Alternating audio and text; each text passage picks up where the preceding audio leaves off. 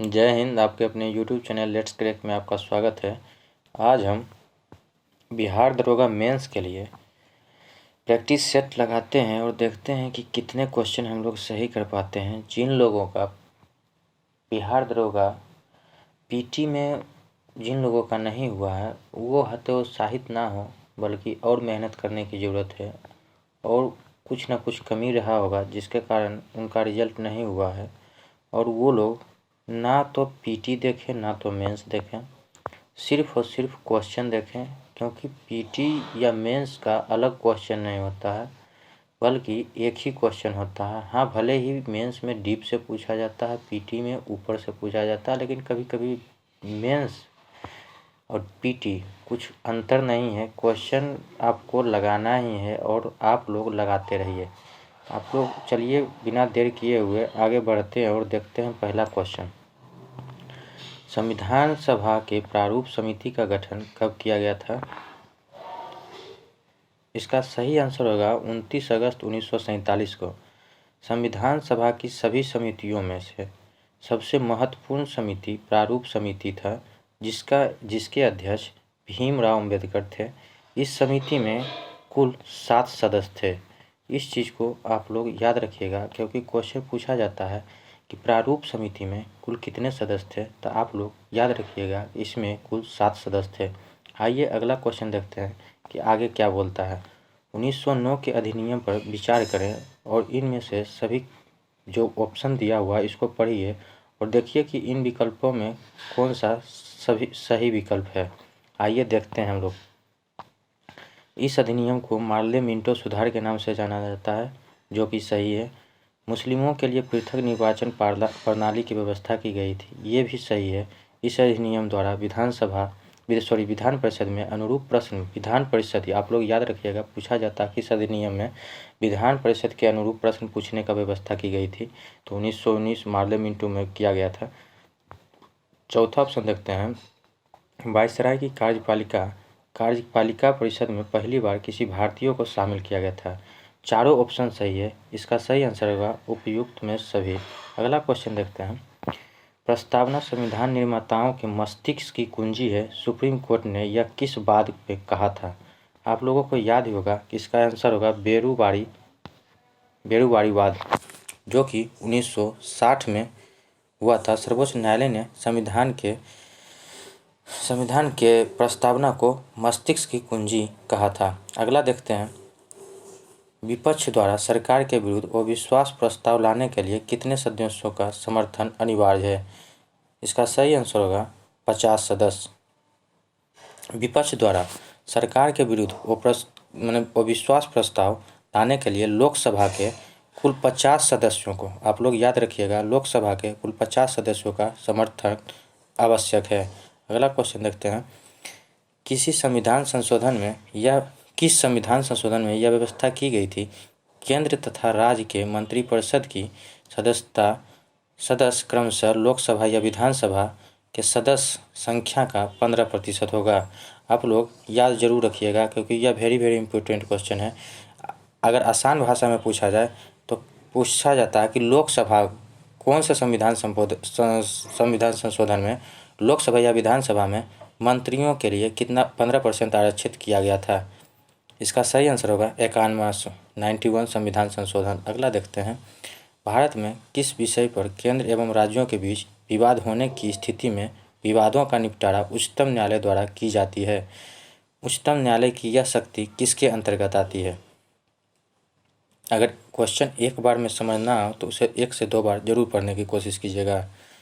इसका सही आंसर होगा मूल अधिकारिता के अंतर्गत। केंद्र एवं राज्य के विवाद उच्चतम न्यायालय के मूल अधिकारिता के अंतर्गत आता है, आप लोग याद रखिएगा। अगला क्वेश्चन देखते हैं। संसद के दोनों सदनों की संयुक्त बैठक कब बुलाई जाती है?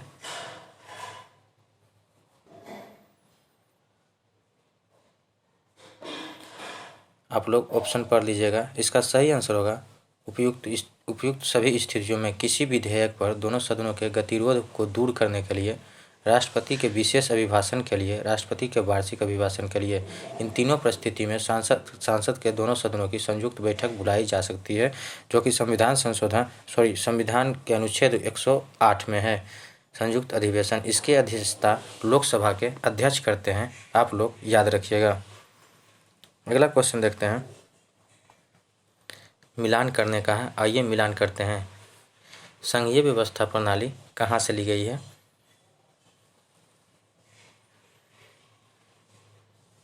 भारत शासन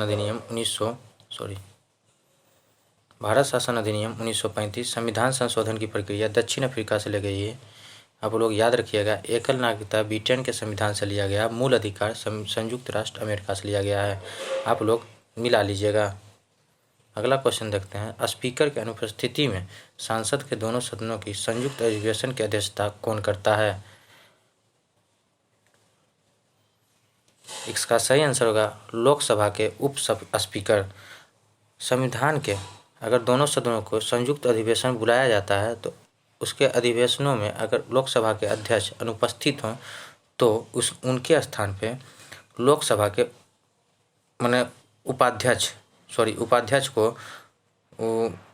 उपाध्यक्ष को अधिवेशन की अध्यक्षता करने की अनुमति है या अधिकार है। अगला देखते हैं, नीति आयोग के बारे में कौन से कथन असत्य हैं? नीति आयोग का अध्यक्ष प्रधानमंत्री होता है, जो कि सही है।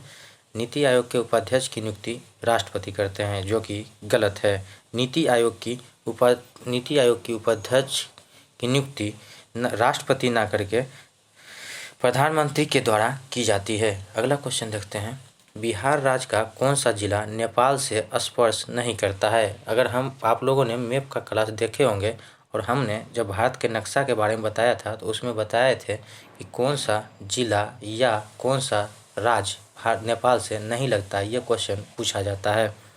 अगर आपको बिहार का नक्शा पता होगा और डिस्ट्रिक्ट या राज्य डिस्ट्रिक्ट कहाँ पे स्थित है तो आप लोग ज़रूर बता पाइएगा। इसका सही आंसर होगा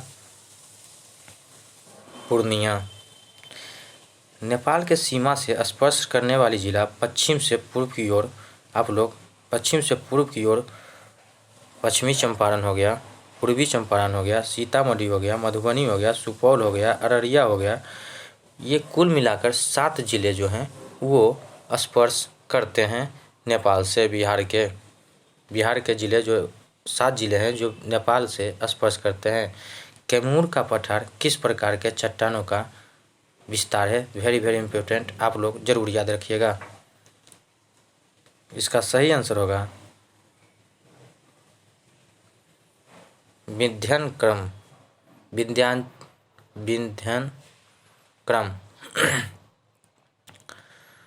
अगला क्वेश्चन देखते हैं, भारत वन, ये 2019 के है, अब तो 2021 का भी आ गया। अगला क्वेश्चन देखते हैं 14 नंबर, भारत तथा स्पेन के बीच सीमा बनाने वाला पर्वत कौन सा? Very important question.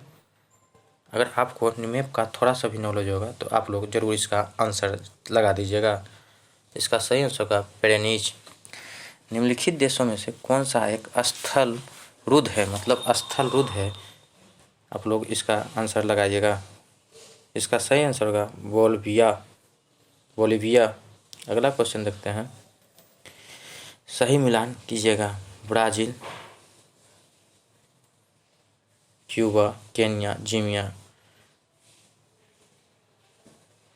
ब्राज़ील के राजधानी ब्राज़ीलिया है। क्यूबा का आप लोग को याद ही होगा हवाना, केन्या का नैरोबी, जीमिया का लुसाका। आप लोग मिला लीजिएगा।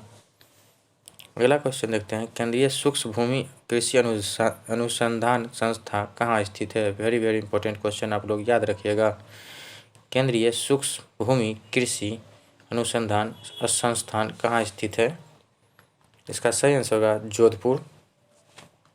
अगला क्वेश्चन देखते हैं, नॉर्मन अर्नेस्ट बोरलॉग जो हरित क्रांति के जनक माने जाते हैं किस देश से हैं? आप लोग इसका आंसर दीजिएगा। इसका सही आंसर होगा संयुक्त राष्ट्र अमेरिका।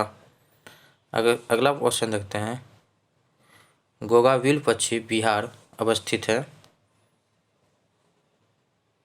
इसका सही आंसर होगा कटिहार। आप लोग बिहार स्पेशल जरूर पढ़ लीजिएगा, बिहार स्पेशल से भी 1-2 क्वेश्चन जरूर पूछता है। क्रिकेट बैट के लिए बिल्लो लकड़ी कहाँ से प्राप्त किया जाता है?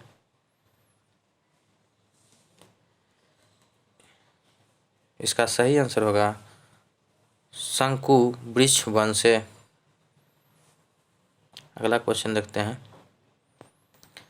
दक्षिण पूर्वी व्यापारिक हवाएं बारिश के मौसम में भारतीय उपमहाद्वीप से किसके कारण आकर्षित होते हैं? इसका सही आंसर होगा उत्तर पश्चिम भारत में कम वायुदाब होने के कारण। जारवा जनजाति पाई जाती है। आप लोग जनजाति के बारे में जरूर पढ़ लीजिएगा, 1 से 2 क्वेश्चन पूछा जाता है। इसका सही आंसर होगा निकोबार द्वीप। अगला क्वेश्चन देखते हैं। क्षेत्रफल के क्रम में भारत के 3 बड़े राज्य कौन कौन से हैं?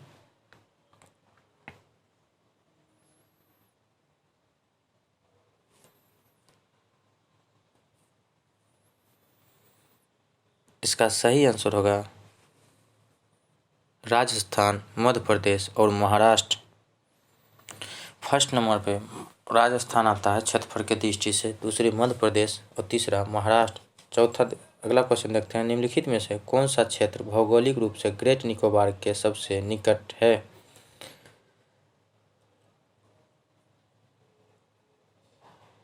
इसका सही आंसर होगा सुमात्रा द्वीप।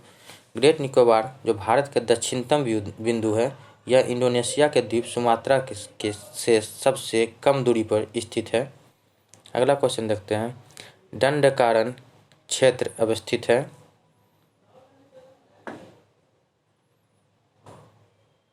इसका सही आंसर होगा छत्तीसगढ़ और उड़ीसा।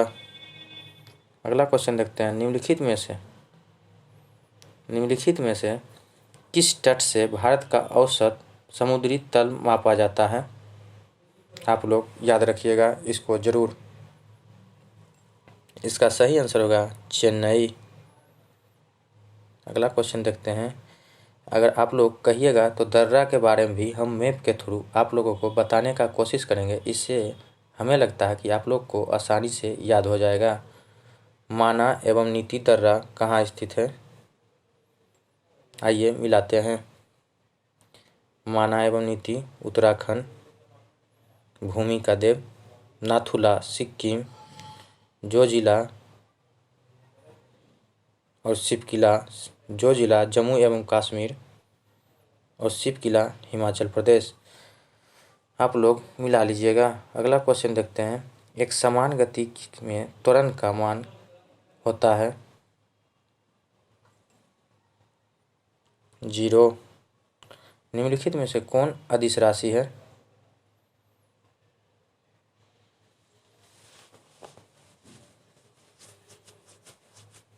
इसका सही आंसर होगा कार्य। वैसी राशि जिसमें केवल परिणाम होता है उसे अदिश राशि कहा जाता है। कार्य, दाब, ताप, विद्युत धारा अदिश राशि है।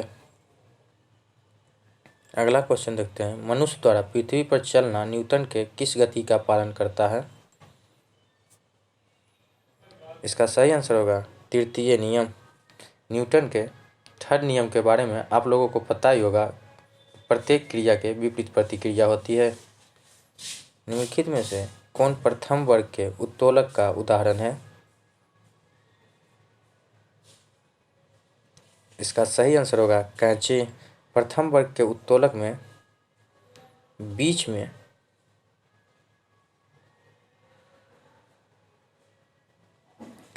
में ये जो और वजन यहाँ पे होता है, वस्तु यहाँ पे होता है और वजन पीछे लगाया जाता है। आइए अगला क्वेश्चन देते हैं। जी का मान मात्रक क्या होता है?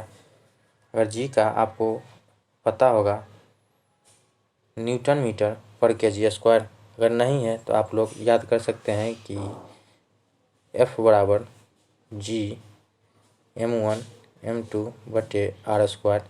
अगर जी को हम इधर लाते हैं तो F को इधर लाना पड़ेगा। तो इसका होता है F का न्यूटन मीटर स्क्वायर पर kg²। आप लोग इससे भी निकाल सकते हैं। अगला क्वेश्चन देखते हैं 33 नंबर। समुद्र, समीर स्थल, समीर और मानसून किसका एक उदाहरण है? इसका सही आंसर होगा संवहन।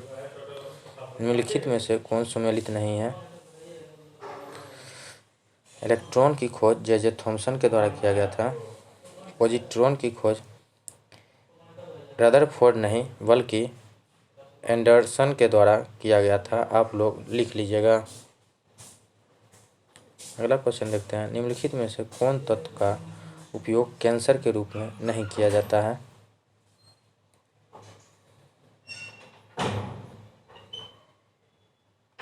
इसका सही आंसर होगा P32। फास्फोरस का प्रयोग ल्यूकीमिया में किया जाता है, उपचार के रूप में किया जाता है। आप लोग याद रखिएगा। अणु का व्यास कितना होता है? वेरी वेरी इंपॉर्टेंट क्वेश्चन, क्योंकि छोटे छोटे क्वेश्चन को आप लोग जरूर याद रखिएगा। इसका सही आंसर होता है 4 एंगस्ट्रॉम से 20 एंगस्ट्रॉम के बीच। अगला क्वेश्चन देखते हैं। इस्पात में कार्बन की मात्रा कितनी होती है?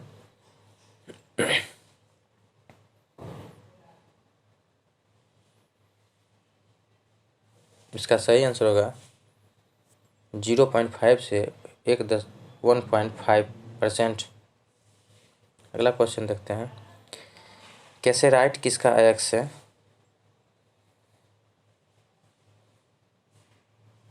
इसका सही आंसर होगा मैग्नीशियम। आप लोग अयस्क के बारे में जरूर पढ़ लीजिएगा, क्योंकि इससे क्वेश्चन पूछा जाता है। कार के बैटरी में प्रयुक्त होने वाले विद्युत अपघटक होता है।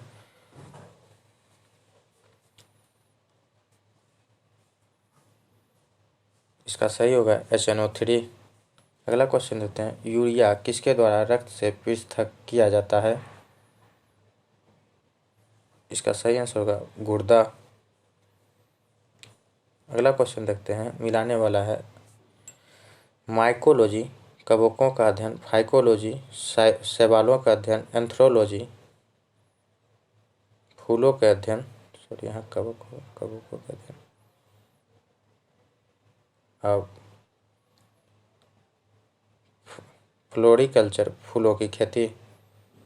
आप लोग मिला लीजिएगा। अगला क्वेश्चन देखते हैं। आधुनिक वर्गीकरण का पिता किसे कहा जाता है?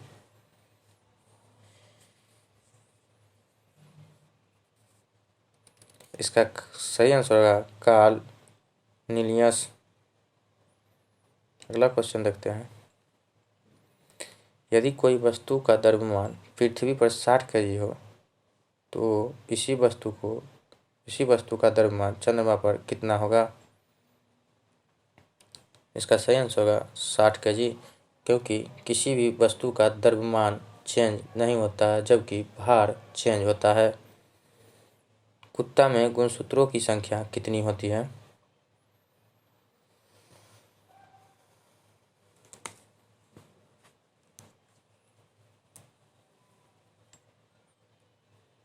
इसका सही आंसर होगा 78। मनुष्य में 46 होता है, घोड़े में 64 होता है, कबूतर में 80 जोड़े गुणसूत्र 80 गुणसूत्र की संख्या होती है। अगला क्वेश्चन देखते हैं। नारियल के खाने योग्य भाग है।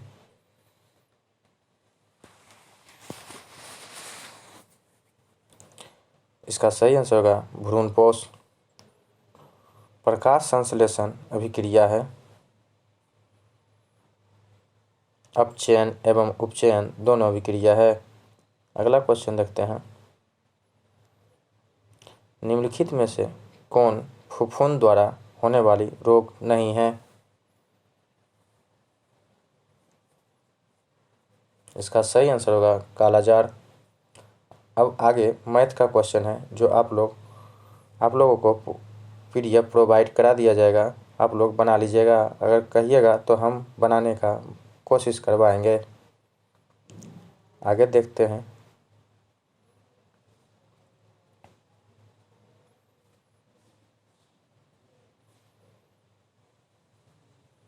आइए, निम्नलिखित लोक नृत्यों में कौन सुमेलित नहीं है? लोक नृत्य को आप लोग जरूर पढ़ के जाइएगा।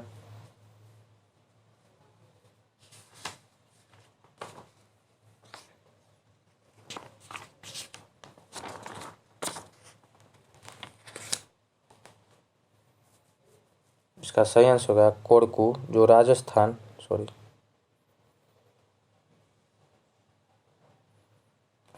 ना होकर यहाँ पे मध्य प्रदेश होगा। आइए इनमें से कौन सा सही नहीं है उसके आंसर करते हैं। बादीपुर राष्ट्रीय उद्यान कर्नाटक सही है।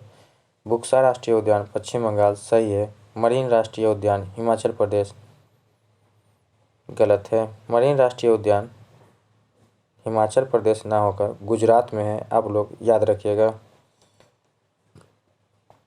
अगला क्वेश्चन है, मदर टेरेसा को किस वर्ष नोबेल पुरस्कार प्रदान किया गया था?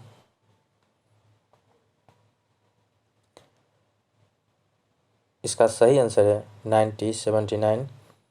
इनको 1979 में नोबेल पुरस्कार, जबकि भारत रत्न 1980 में दिया गया था, आप लोग नोट कर लीजिएगा। वन जीव सुरक्षा अधिनियम किस वर्ष लागू हुआ? इसका सही आंसर होगा 1972। स्वदेशी तकनीक से निर्मित प्रथम भारतीय उपग्रह कौन सा है?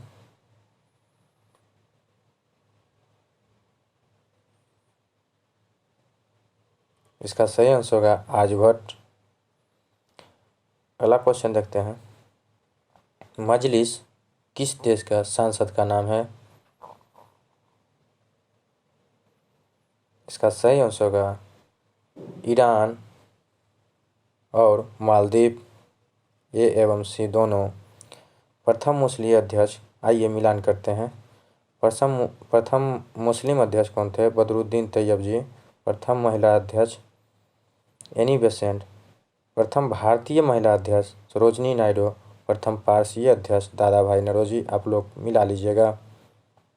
अगला क्वेश्चन देखते हैं, लाला लाजपत राय द्वारा सत्याग्रह को अपनाने का सुझाव किस कांग्रेस के अधिवेशन में दिया गया था?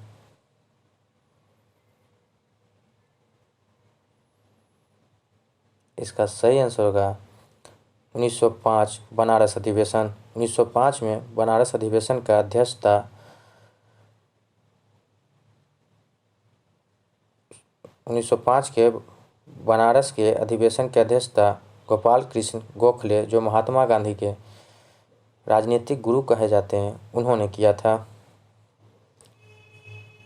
अगला क्वेश्चन देखते हैं, राजा राम मोहन राय द्वारा विभिन्न संस्थानों की स्थापना की गई है, निम्नलिखित में से कौन सी संस्था स्थापित नहीं की गई? आत्मीय सभा, जो राजा राम मोहन के द्वारा किया गया था। प्रेस्टिज ऑफ जीसस, ये भी उनके द्वारा किया गया था। वेदांत कॉलेज, ये भी उन्हीं के द्वारा किया था, जबकि जाति निर्धारण सभा इनके द्वारा नहीं किया गया था। जाति निर्धारण सभा की स्थापना भीमराव अंबेडकर के द्वारा किया गया था, आप लोग याद कर लीजिएगा। अगला क्वेश्चन देखते हैं, निम्नलिखित में से निम्नलिखित परीक्षण के कूट के सहारे कीजिए। हिंदू विधवा पुनर्विवाह अधिनियम कराने में ईश्वरचंद्र विद्यासागर का प्रयास था, जो कि सही है। शारदा एक्ट में बालकों की उम्र 14 वर्ष और बालिकाओं की उम्र 12 वर्ष किया गया था, जो कि गलत है। शारदा एक्ट में विवाह की आयु बालकों के लिए 18 वर्ष, जबकि बालिकाओं के लिए, लड़कियों के लिए 14 वर्ष निर्धारित किया गया था। इसमें केवल एक सही है। अगला क्वेश्चन देखते हैं, ब्रिटिश शासन में प्रथम बार समान बजट के लिए रेल बजट को अलग किया गया। समान बजट से रेल बजट को अलग किया गया किस अधिनियम के तहत किया गया था? इसका सही आंसर होगा भारत शासन अधिनियम 1919। भारत शासन अधिनियम 1919 के अंतर्गत एवं 1921 में एथर्व समिति की सिफारिश के आधार पर समान बजट से रेल बजट को अलग किया गया था, आप लोग याद रखिएगा। भारत माता सोसाइटी की स्थापना संस्थापक कौन थे? इसका सही आंसर होगा जतिन मोहन चटर्जी। अगला क्वेश्चन देखते हैं, फोर्ट विलियम कॉलेज की स्थापना किस गवर्नर जनरल के द्वारा की गई थी? Very very important question. इसका सही आंसर होगा लॉर्ड वेलेस्ली। अगला क्वेश्चन देखते हैं, मिलान करने वाला है, मिलान करते हैं। सहायक संधि जो वेलेस्ली के द्वारा स्थापित किया गया था। व्यापगत संधि जो लॉर्ड डलहौजी के द्वारा। अमृतसर संधि जो लॉर्ड मिंटो के द्वारा। लाहौर संधि जो लॉर्ड हांडी के द्वारा किया गया था। आप लोग मिला लीजिएगा। अगला क्वेश्चन देखते हैं, लॉर्ड कर्जन के शासन में निम्नलिखित में से एक कार्य नहीं किए गए थे। बंगाल विभाजन जो किया गया था, भारतीय पुरातत्व सर्वेक्षण विभाग ये भी किया गया था, पुलिस आयोग ये भी किया गया था, भारतीय सांख्यिकी सर्वेक्षण जो कि गलत है, ये नहीं किया गया था। भारतीय सांख्यिकी सर्वेक्षण की स्थापना लॉर्ड मियो के द्वारा किया गया था। अगला क्वेश्चन देखते हैं, निम्नलिखित घटनाक्रम में सत्य कथन की पहचान कीजिए। कांग्रेस का लाहौर अधिवेशन। इसका सही आंसर होगा C Simon commission 1927, Nehru report 1928, Lahore अधिवेशन 1929, गांधी रिवेंशन समझौता 1931। आप लोग मिला लीजिएगा। अगला क्वेश्चन देखते हैं, किस सम्राट के शासन में प्रसिद्ध सुदर्शन झील का निर्माण किया गया था? इसका सही आंसर होगा चंद्रगुप्त मौर्य। चंद्रगुप्त मौर्य के गवर्नर पुष्पगुप्त सौराष्ट्र एवं मालवा के देखभाल करता था। उसी ने चंद्रगुप्त मौर्य के कहने पर गिरनार पर्वत पर प्रसिद्ध सुदर्शन झील का निर्माण कराया था। अगला क्वेश्चन देखते हैं, ऋग्वेद काल में लड़ा गया प्रसिद्ध युद्ध 10 राजाओं का युद्ध निम्नलिखित में से किन कबीलों के मध्य लड़ा गया था? इसका सही आंसर होगा भारत एवं पेरू। प्रसिद्ध 10 राग युद्ध जो भारत कबीले और राजा सुदास एवं पेरू कबीले के मध्य लड़ा गया था। अगला क्वेश्चन देखते हैं, भारत के प्रसिद्ध राष्ट्रीय मार्ग वाक्य सत्यमेव जयते मुंडकोपनिषद से लिया गया। मुंडकोपनिषद निम्नलिखित में से किस वेद का उपनिषद है?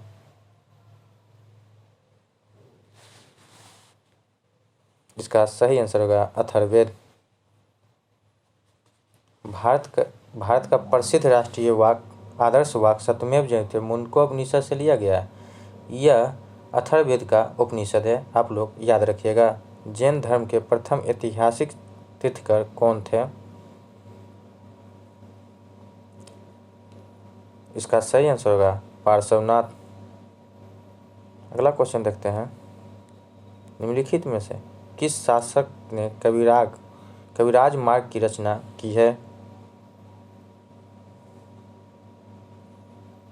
इसका सही आंसर होगा अमोघवर्ष। राष्ट्रकूट वंश के शासक अमोघवर्ष ने कविराज मार्ग की रचना की है। अगला क्वेश्चन देखते हैं, बौद्ध साहित्य में त्रिपिटक कहा जाता है। त्रिपिटकों के संकलन बुद्ध के परिनिर्वाण के उपरांत आयोजित विभिन्न बौद्ध संगीतियों में किया गया। निम्नलिखित में से कौन त्रिपिटक एवं संबंधित विषय का सही मिलान है? शुद्ध पिटक, विनय पिटक, अभिधम पिटक। आप लोग देख लीजिएगा। इसका सही आंसर होगा विनय पिटक। विनय पिटक बौद्ध भिक्षुओं हेतु अनुशासन का नियम है, जो कि सही है। शुद्ध पिटक बौद्ध के धार्मिक विचारों एवं उपदेशों का संग्रह है। और अभिधम पिटक बौद्ध के उपदेश एवं बौद्ध के मतों की दार्शनिक व्याख्या है अभिधम पिटक में। अगला क्वेश्चन देखते हैं, यूएनडीपी ने अपनी पहली मानव विकास रिपोर्ट किस वर्ष प्रकाशित की थी? इसका सही आंसर होगा 1990। अगला क्वेश्चन देखते हैं, जब किसी मुद्रा के मूल्य में किसी विदेशी मुद्रा के समकक्ष आधिकारिक तौर पर मूल्य ह्रास कर दिया जाए तो क्या कहा जाता है? इसका सही आंसर होगा अवमूल्यन। अगला क्वेश्चन देखते हैं, घाटे की वित्तीय व्यवस्था का अर्थव्यवस्था पर क्या प्रभाव पड़ता है? इसका सही आंसर होगा मुद्रा आपूर्ति की कमी। राष्ट्रीय खाद्य सुरक्षा मिशन की शुरुआत किस वर्ष की गई थी? इसका सही आंसर होगा 2007। निम्नलिखित में से कौन मौद्रिक नीति का गुणात्मक उपकरण नहीं है? इसका सही आंसर होगा खुले बाजार की क्रिया। अगला क्वेश्चन देखते हैं। मोहम्मद गजनवी का भारत पर आक्रमण सर्वाधिक प्रसिद्ध आक्रमण सोमनाथ के विरुद्ध हुआ था। यह आक्रमण कौन सा अभियान था? इसका सही आंसर होगा 16वां। अगला क्वेश्चन देखते हैं। कुतुबुद्दीन ऐबक के द्वारा भारत में गुलाम वंश की स्थापना की गई। निम्नलिखित में से कौन सा कथन ऐबक के विषय में सत्य नहीं है? ऐबक का राज्याभिषेक लाहौर में हुआ था, जो कि सत्य है। इतिहासकार मनीहाज ने उन्हें हातिम द्वितीय कहा है, ये भी सत्य है। ऐबक ने शेख कुतुबुद्दीन बख्तियार काकी की स्मृति में कुतुब मीनार का निर्माण कार्य प्रारंभ करवाया, यह भी सही है। ऐबक का मकबरा दिल्ली में स्थित है, जो कि गलत है। इसका सही आंसर डी होगा। ऐबक का मकबरा